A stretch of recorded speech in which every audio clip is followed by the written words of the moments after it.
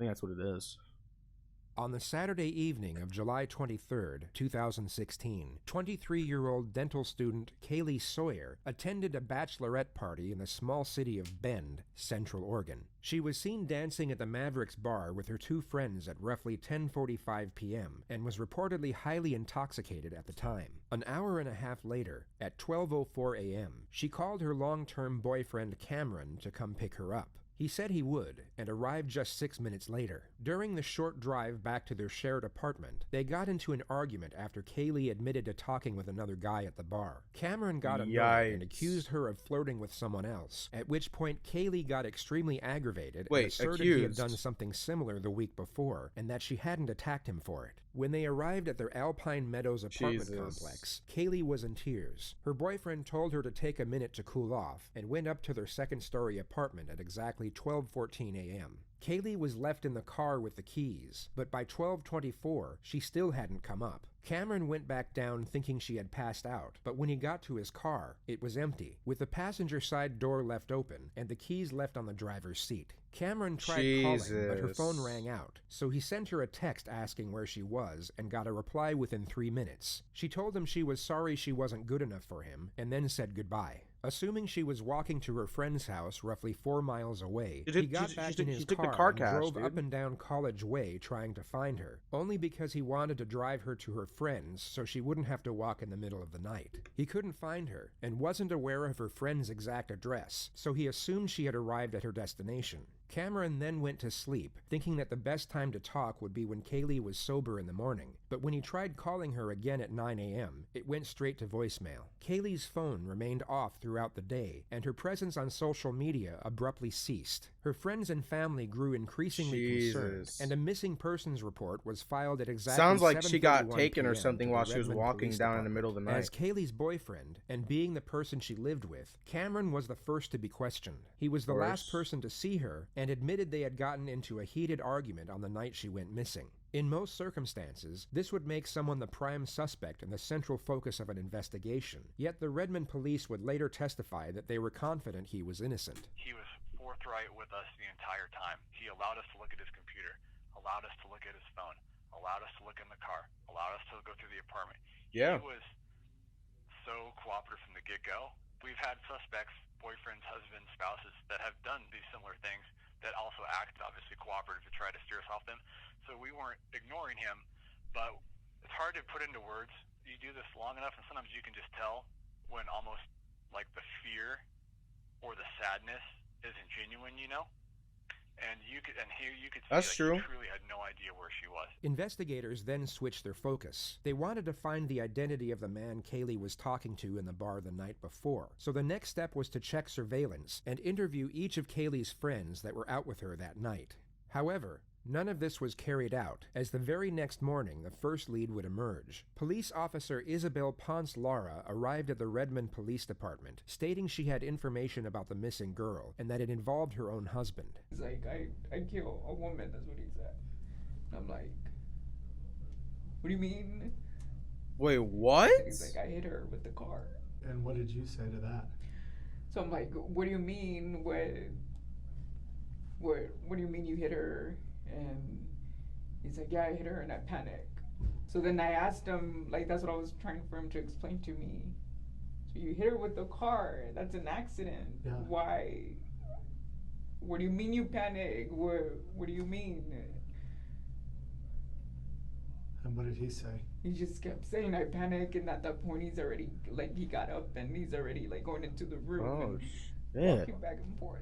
And I'm not really quite understanding what he's telling me.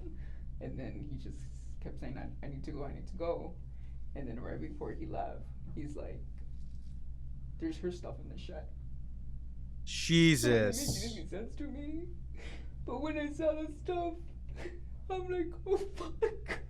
Her husband was 31-year-old Edwin Lara, a campus security guard at Central Oregon Community College. He drove a work-issued public safety vehicle, which, much like a police car, had a partition divider that separated the front and back seats, and the back doors were unable to be opened from the inside. It was just 30 hours after the missing persons investigation was launched, and police now had their prime suspect. All they knew was that he told his wife he had accidentally killed the victim, stole her firearm before fleeing, and was now unreachable, with his whereabouts unknown. The Redmond police then checked the shed that was mentioned in his wife's statement and made a gruesome discovery. Inside a trash bag was Kaylee's purse, clumps of blonde hair, and a large rock that was covered in blood.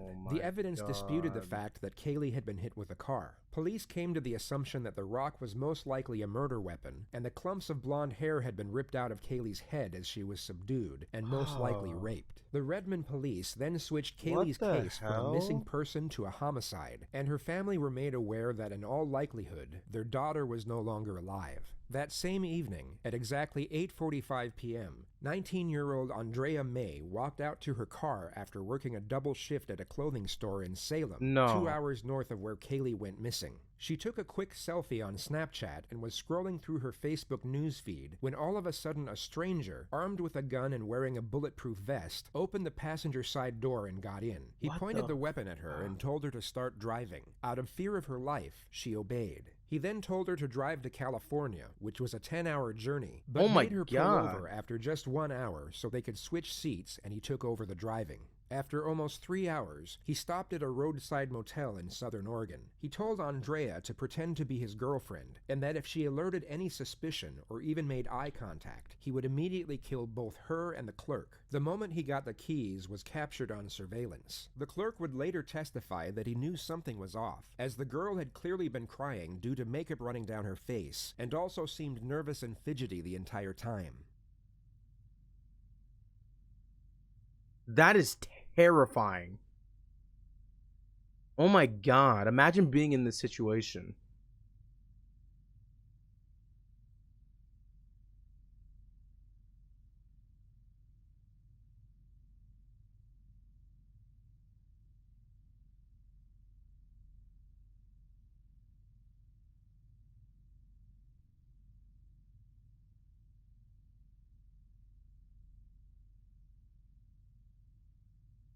Once inside the motel room, Edwin handcuffed Andrea to the bed and demanded that she took sleeping pills. She initially refused, at which point Edwin pulled out a syringe and said she could either take them willingly or forcefully. She then swallowed 3 tablets of unknown strength, but was smart enough to warn him that she had an STD and passed out soon after. They left the motel early the next morning. Dude, that's insane! Wait, that's actually so smart though.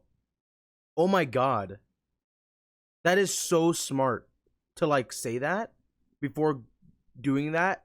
Wow, 5 head, daylight, dude. And continued on to Northern California. By the time they got to Wairika, Edwin noticed the car was leaking oil, so he pulled over at another motel. There's no dude that's going to take that chance, shithead or not. Andrea pleaded with him to leave her behind, but Edwin told her she had to come with him, and that if she ran, he wouldn't hesitate to shoot her in the back. They walked up to a middle-aged man unloading his car. Edwin pulled out the gun and demanded the keys, but the man refused and yelled out for help instead, at which point he was shot in the stomach. Edwin then grabbed Andrea's arm and ran from the motel toward the gas station next door. They got to a car carrying a family of 3 people, including an elderly woman. Edwin forced Andrea to get in the back seat as he got in the passenger seat, then held the driver at gunpoint as he made him drive away from the scene. He let the family out 15 minutes later, but forced Andrea into the front seat, despite her continuous pleas to let her go. Moments later, he recorded a video on her phone, detailing who he was and what he had done. He then made her post it to her Facebook page and title it "Murderer on the Loose." Edwin then called his wife and his family, all of whom told him to turn himself in. He then called 911 at exactly 6:52 a.m. 911 emergency reporting. Yes, hi. This is Edwin Lara, and I'm the guy on Interstate 5. You know, I am wanted for murder in the state of Oregon. Okay. Edwin, where are you at right now? Can you stop? I am going to stop once I hit Redding. Once I'm in Redding, I'm going to stop. Okay, can you tell me where you are right now? I have no idea. Are you by yourself, or? No, I have someone with me. I kidnapped her in Oregon. She's Jesus her name is Christ. Andrea. I'll let her give her last name so you can call her family, okay? Okay. Just give me a second. Hello? Yeah, hi. What's your name? Andrea? Are you hurt at all, Andrea? No. No? Okay. Let me talk to Edwin again. Okay. Hello? Yeah, Edwin, you're heading southbound on 5? Yeah, I'm heading southbound on 5. I'm passing a state trooper, a highway patrol right now. You're what, sir? I'm passing a highway patrol. Are you able to safely find somewhere to stop? I'm not gonna stop right here. I'm just gonna turn myself in Corning. Okay. Are you going to Corning Police, or where are you going? Yeah, I'm going to Corning Police. Dude, this is crazy. I want to ask you a favor. Uh-huh. So I have asthma. You have asthma? Okay. Yeah, so you tell them not to be too rough on me because, you know, I can barely breathe right now. All right, so that's all I wanted to say. Do you know, I need don't any want. kind of medical, or? Yeah, well, I think so. I'm gonna need my inhaler. I forgot my inhaler at home. You know, I went all over Salem, Oregon. I forgot my inhaler at home, Mom. But I guess they don't Can we go sell it, back? you No, know. you killed a couple people back there. We Behind the can't. Gosh dang it. counter. So I can't turn this car around. Edwin, how fast are you going? I'm going about 120 miles an You're hour going right about now. 120 miles an hour? Jesus. Can you slow down? Well, I want to make it there quick. That way I can turn myself in. Well, the officer sees you. We just don't want you to speed away from anything. If you can stop and just give yourself in, it'll probably be easier. Well, there's an officer behind me right now. Okay, they see you. We're talking to them. They see you. Yeah, she's seeing me. I think it's a she. She's right behind me.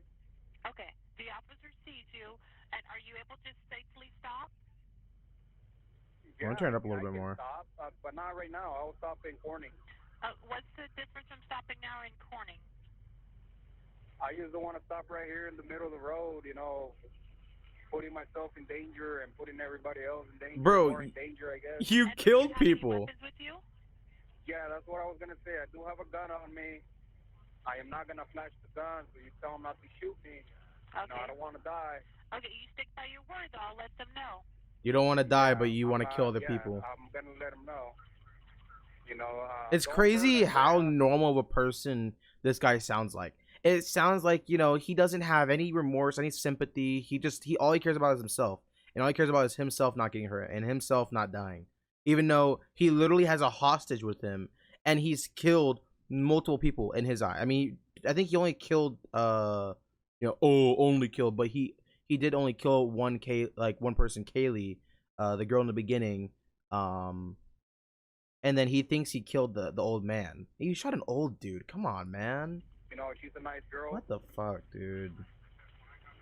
I am wanted for the death of Kaylee Sawyer.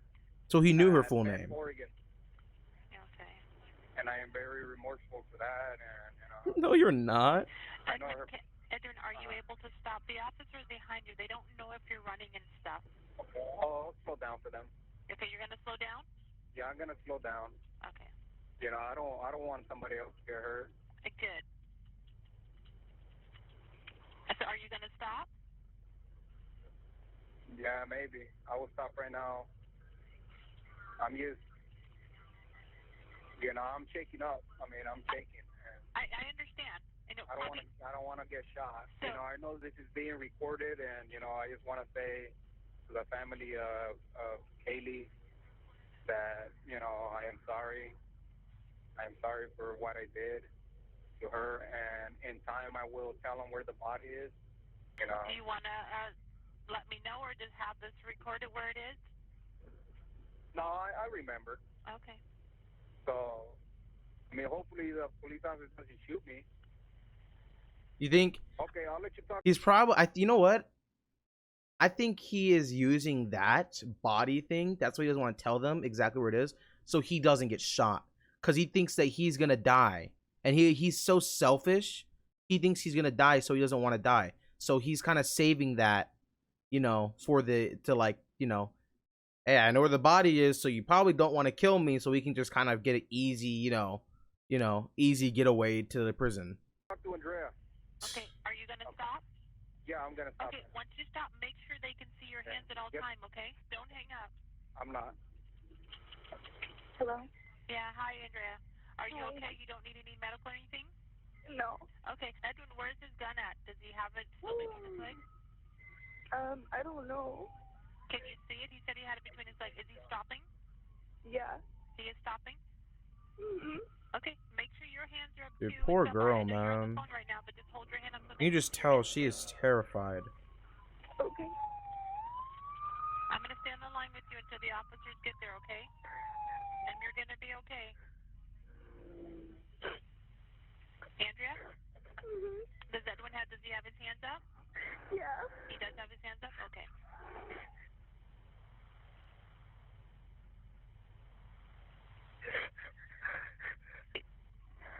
He's already walking towards them.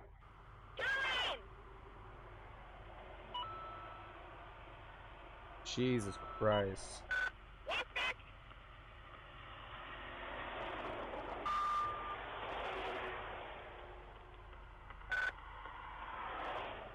Step over to your right. Step over to your right. Away from traffic. Drop down to your knees. Don't move. It was just after 7 a.m. when Edwin Lara was arrested and taken into custody at the Redding Police Department in Northern California. He was brought into the interrogation room at 1 p.m. I'm actually It was excited now to see exactly this. 60 hours I want to after see what Kaylee had I want to gone know what he missing. did.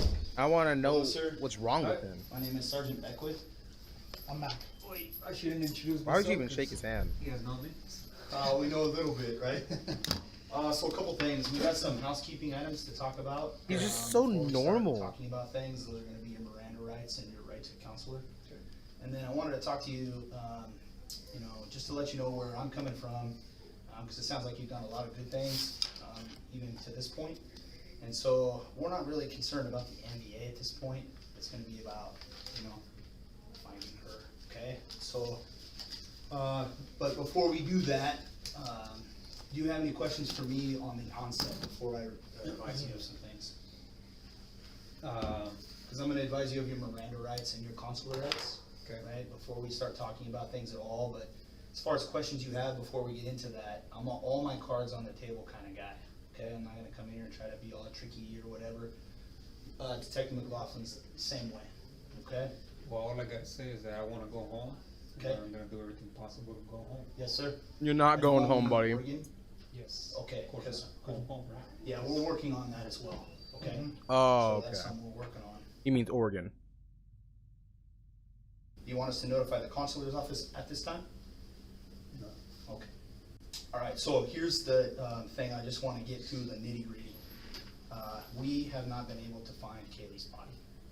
Can you please help me find her body immediately before we start talking about anything else? The reason why I'm asking you that is I've done this a bunch of times. I want to tell you where the body is. Yeah. I do. But I want to get home first. Okay. Dude, So he here's what I is know using about it. this. Hear me out, sir. So scummy. We can't change what happened, the three of us in this room. And people will care more about what happens right now than what happened before. So we know that you've been talking to some people, et cetera, right? And because we have different jurisdictions, I can assure you that right now the DA's office is working on allowing us to take you back to Oregon, okay? But they're still working on that, okay? So in the meantime, we need to consider some things, okay? If this information gets to other people that you were like, hell yeah, I'm gonna tell you, but only until I get what I want, they might try to think of this about something different than It's what it too is. late The for that. suspect has stated his desire to be transferred back to Oregon, where his family is, and will only start talking once this is guaranteed. The detective's response is to induce fear. He starts attacking the suspect's character and alludes to the perceptions of others with regard to his character. This That's all he type cares of about, approach man. is typically used at the later stages of an interrogation, as building rapport is most often the main focus this early on. The most common approach at this moment would be for the officer to lie and tell the suspect they will do everything in their power to fulfill the request. Yeah. However, the most common approach is not always the most effective. Right? True. And so, Plus, what I've determined is, and clearly the officer wants one thing is to find the body, right? Because they already got him. I mean, he already confessed to everything. The officer knows that, so he doesn't really need a bunch of information out of him, and he just wants to get the body, right? So that's kind of his main thing, and I think that's why he's doing it so early, because he knows that this is probably the best.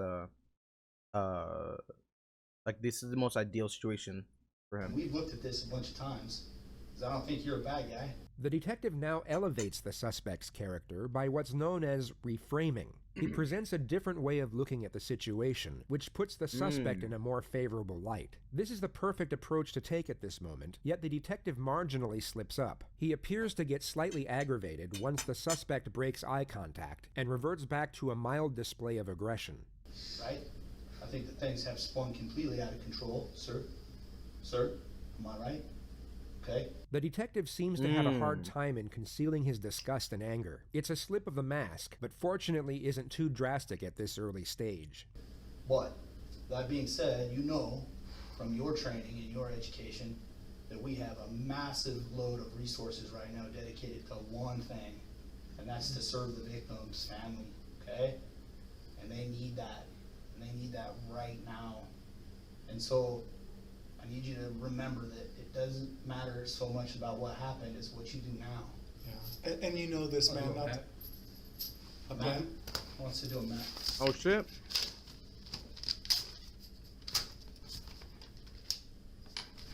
So before, can I say the story what happened first? Yeah, as you're drawing, please, or whatever you'd like to do, sir. Let's do that first. You want us to get you out of that stuff? Highway from here. It says, you'll see it right away. Buried in the ditch. Is it buried or? It's not buried. It's Just in the ditch itself? just in the ditch. Okay, south side of the highway across from that mailbox. Correct. Jesus, man. You're doing good, Edwin. You know what?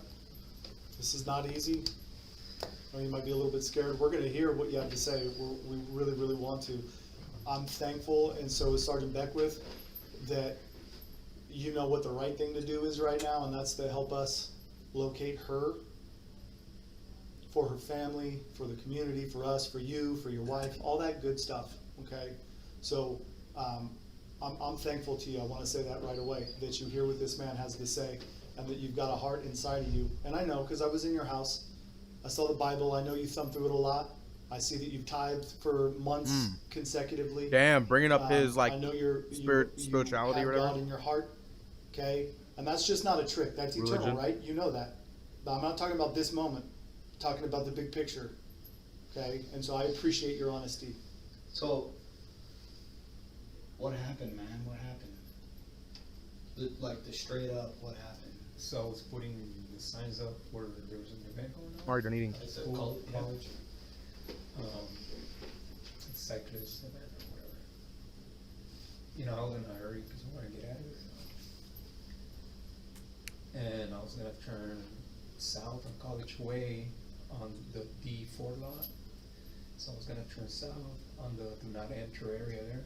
It's worth noting that investigators had already come up with their own detailed account of what most likely happened, which was that Edwin offered Kaylee a ride and that she trusted him because of his occupation and the vehicle he was driving. Once she got in, he drove to a secluded area, raped her, and then murdered her with the rock that was found in his shed. They will entertain his version of events to start with, but then push for further admission once they attain his baseline narrative. See, I low-key, I kind of believe that it was an accident. And then, like, because if he did murder her and do all that crap, why would he go to his wife and say, you know, freak out and, like, you know, oh my God, like, all this and that, you know? And clearly she was believable of it, you know? I mean, that's his wife. She would know him best. I think maybe he accidentally hit her and she wasn't all the way dead. So what he did was he took her, got a rock and put her out of her misery or something, and then freaked out and then ran from the cops and then started going on this huge, like, you know, thing to, like, you know, run through the country or I don't know. Like, I think dude just literally has like some mental issues and that's what happened. I mean, that's kind of what I think, but I guess we'll figure it out towards the end, yeah. I didn't see her. She was wearing all black. So I was in a hurry, so it was my fault. And I wasn't expecting anybody, you know, at that time of night. So I just turned and I mean, I didn't hit her that hard. I just bumped her with the patrol car, bumped her with the front rack. And she fell down. And at first I thought, you know, first thing I was, oh, I killed her, you know, but I didn't hit her that hard. So I got off the car and she was really drunk. And then she looks at me and then she started screaming. She started screaming Yeah. or you did? She did.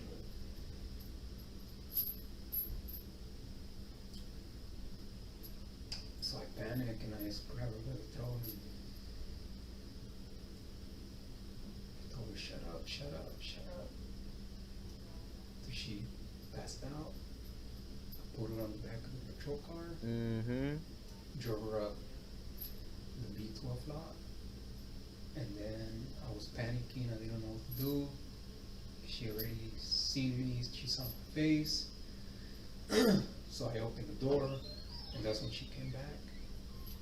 She started screaming again, so I grabbed the chokehold, and I was telling her, shut up, shut up, shut up, shut up. She was just struggling to scream. I'm waiting for the rock to come into play. I want to see how he brings up this rock. I hit over the rock on the head.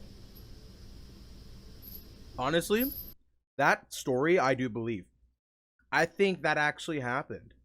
I don't think he's lying about that. You know, there's not, because you gotta think about it, it's like usually when people lie, they're not gonna lie to change a different story that makes them look bad. They're gonna lie to change a story that makes them not look as bad. That story does not make him look any better. It makes him just look just as bad.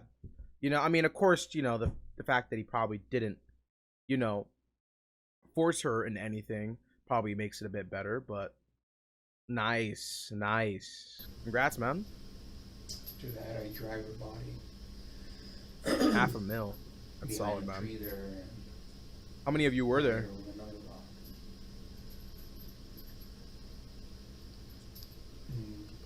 And that's when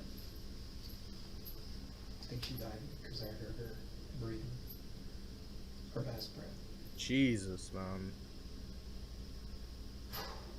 He goes on to state that he left her body in the deserted parking lot, goes home to wash his clothes, drives back with his personal car, wraps her body in a plastic sheet, and puts her in the trunk. So what happened next?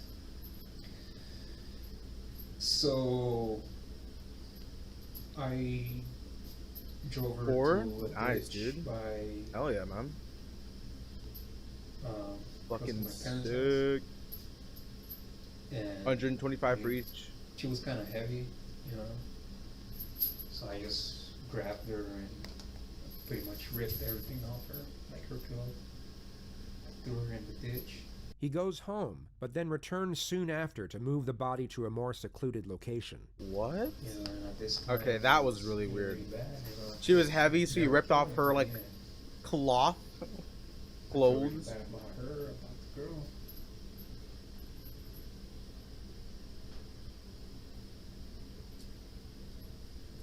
She didn't deserve to die. And I was feeling really bad about what I went to. Because she's my everything.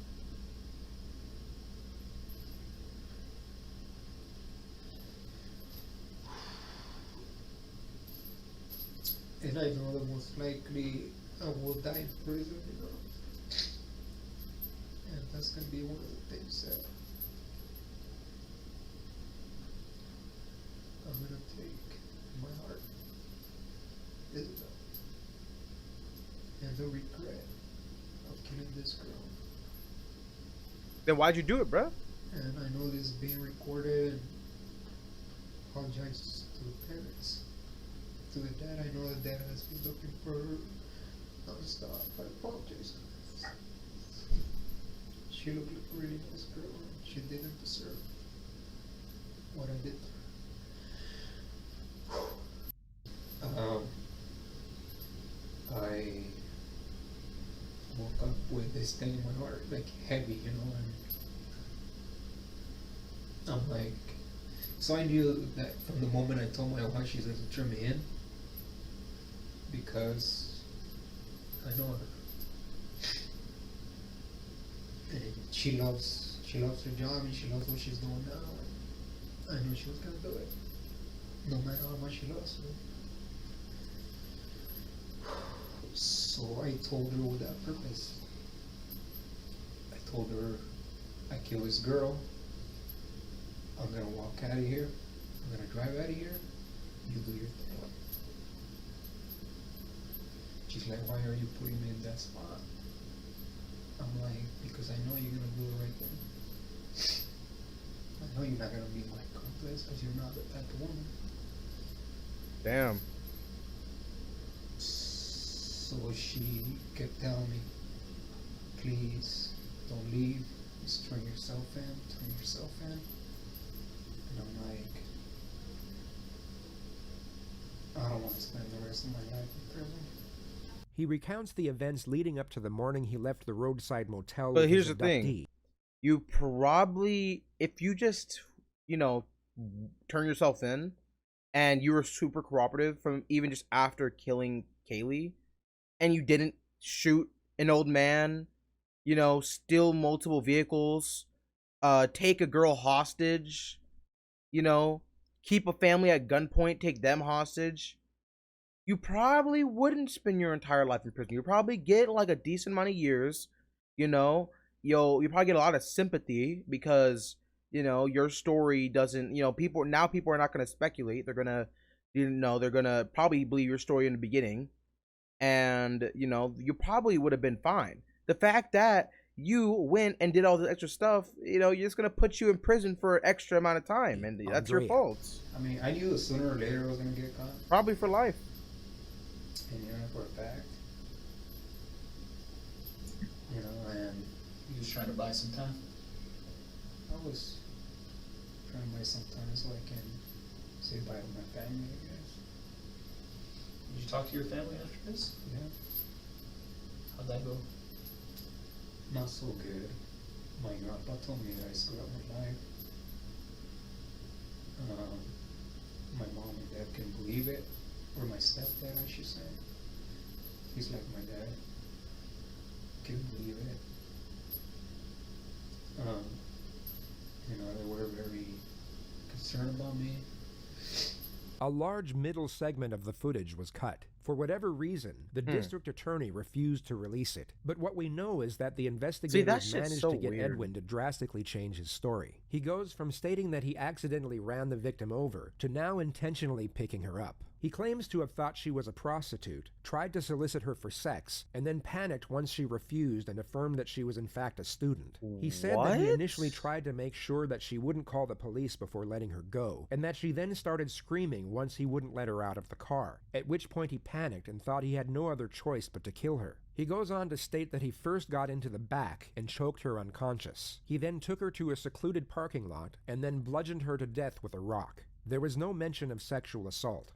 The fact that he thought she was a sex worker is highly implausible, as prostitution in the area was unheard of, whereas drunken students walking home was a common occurrence, and they would often get a ride from public safety officers if they were to pass one. The suspect would have known that a young woman staggering home was most likely a drunk student, as opposed to a prostitute. Plus he works in a The college. detectives know this, and now try to push for the next step of admission. They attempt to get him to admit that his immediate intention was to both rape and murder the victim as soon as he saw her walking alone on the road.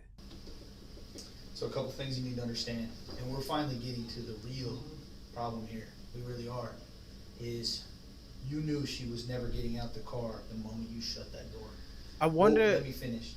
Very weird that they didn't show the whole part of the interview where he switched up his you know what I mean, like maybe it's like the special technique or whatever that they use, or I don't know. I mean, that's kind of sus. Finish, right? Because I know this, okay? Because you said we were hookers. She's like, no. Immediately you go to give me your purse and your phone. Well, I knew she wasn't gonna get out. She wasn't gonna survive that encounter, was she? No, because you can't rape her and let her live, can you? And she can't make a phone call if you have it. I wasn't gonna rape her. Well, you can't let her live. Edwin, we're missing something here, man. Look, yeah, I know what you guys are thinking, and it makes perfect sense. It does. Because why would you ask for her purse? What was in your head that made you want her purse? Because, you know, just in case she had a gun, she could defend herself. She was gonna use her phone to call 911.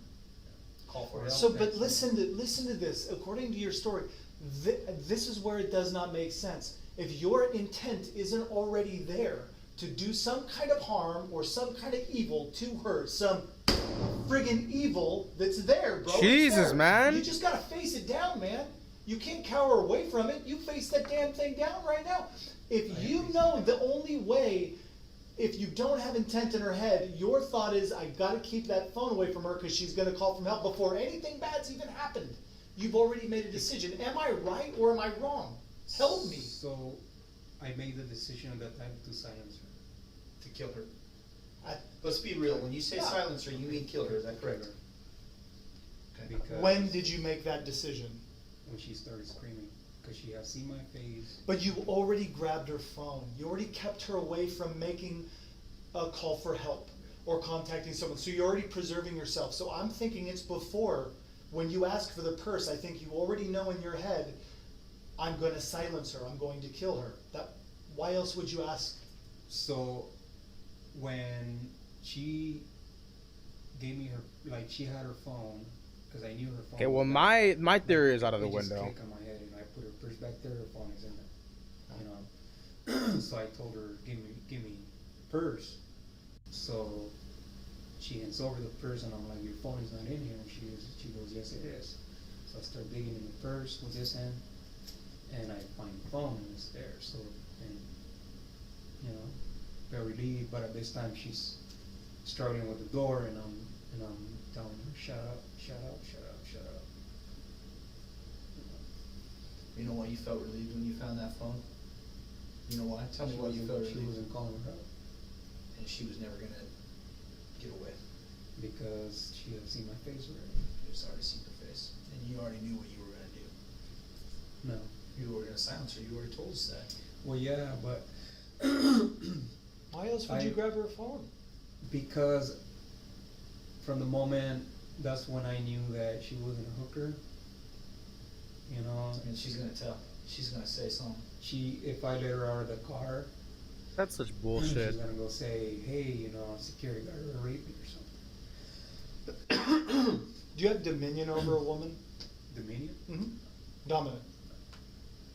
Is there anything about her life that means less than yours? No.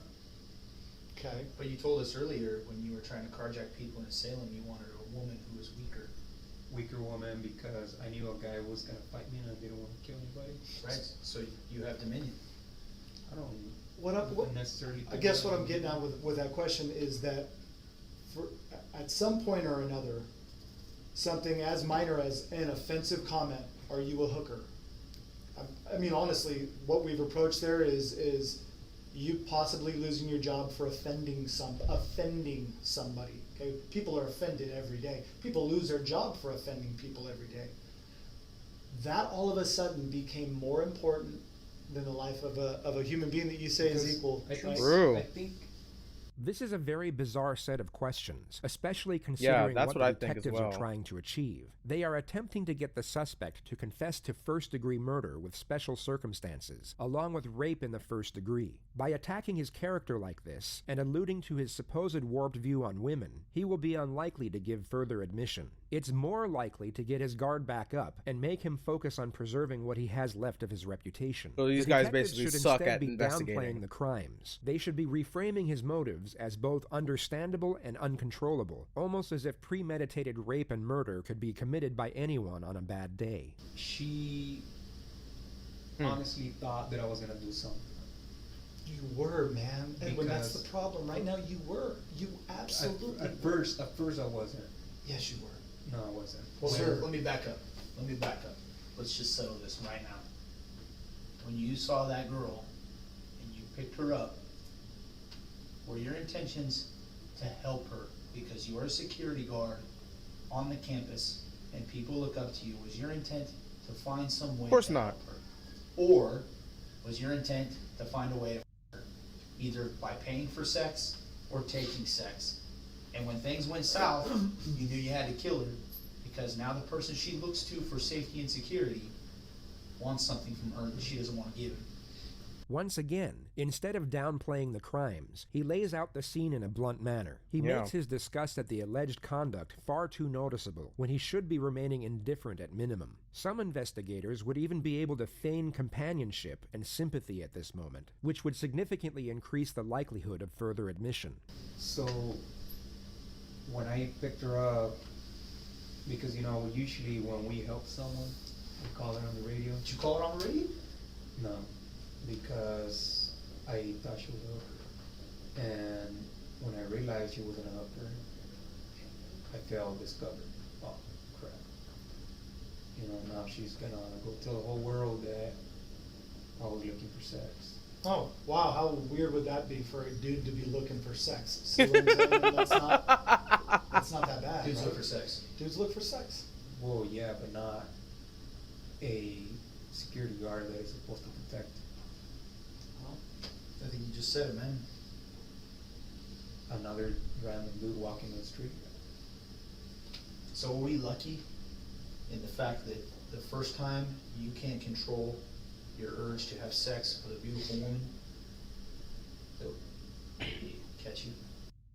The sound that you heard after the strike of the first rock, before you hit her with the second, is abdominal breathing, and you know this. It's the sound of life leaving her body. It's the sound of the life God breathed into her, leaving her, and her life being no more, going away, being done. Jesus Christ, man. It's the sound of everyone loving her, mourning. It's the sound of her blood crying out from the friggin' earth. Right? You know this. You need to hear it though. Okay? I respect you enough, Edwin, at this point, that I've asked you for detail, and now I'm going to give you my own. Okay? Those are the cold hard facts. Does God still love you? Will he forgive you? Will he bring you back into his heart? Attacking his religion? This is actually quite a good strategy, as the suspect is highly religious, yet the focus should be kept on this element as opposed to the magnitude of the crime, which the detective for some reason continues to incorporate into the dialogue. Questions you have to answer. Dude, these for detectives yourself. suck, man. But the truth of the matter is that her blood cries out, man. That her life is gone. It will never be replaced. The truth of the fact is this: what you mistook for a hooker was an absolute angel, was the apple of her mom and dad's eye, was the breath that they breathed, that they spent and cultivated all their life raising and growing. And she is gone forever with your semen all over her. Although the detective's approach is somewhat miscalculated, this is a highly revealing moment, as there is no denial whatsoever from the suspect about his semen being on the victim. That's the truth, man. Damn. It's brutal. It's hard to say. It's hard to sit in here, but you gotta face it before you can look your God in the eye and ask for that forgiveness and be able to receive it.